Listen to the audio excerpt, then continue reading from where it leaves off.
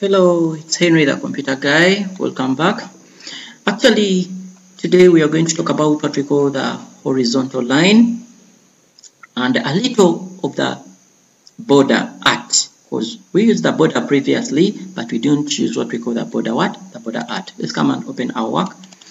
So that's where we stopped last time. So now remember, we applied borders onto our work, the outside, the page border onto our work. But this border is in form of a what? A line. Are we together? But someone may be in need of applying what we call a border art, such that the page looks really appeasing or nice. So how do we do that? Specifically, for example, if we remove this, let's click onto this, click the backspace, come down, let's say equals rand into bracket, let's say 2,3, such that we get some dummy text there. Let's press enter such that we separate the information. So we want to put the border here such that we can use the art instead of a line. So we shall come on to what we call the borders and shadings again, then page border. So instead of us picking a style from here, we are not going to pick a style. We are coming down here onto what we call okay, let's pick the style. First pick the setting, let's say box. After picking that box, we are onto the page border. We pick what we call the box. Then we come and look onto what we call the art. By default, it gives us none. So when you click the drop down arrow, it gives us a variety of items we can use onto our border instead of a line, as we previously saw how to use a line. So I'm going to pick, let's say this.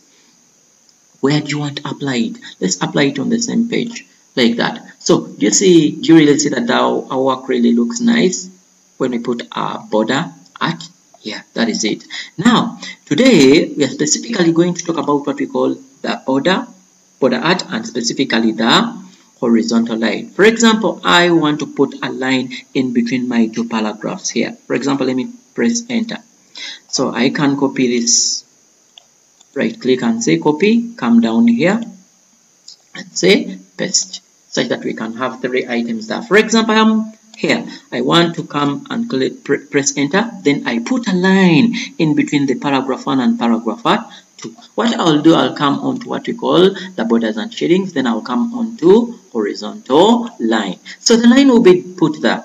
So if you want to make any modifications onto this line, just come and double click onto that line. It will give you options of changing even the color. For example, let's use the red color. When we click OK, it is going to make it red, but it's not all that visible. We can double click again, then we increase its height. When I increase the height to, let's say, 10, are you seeing? It's going to be very visible.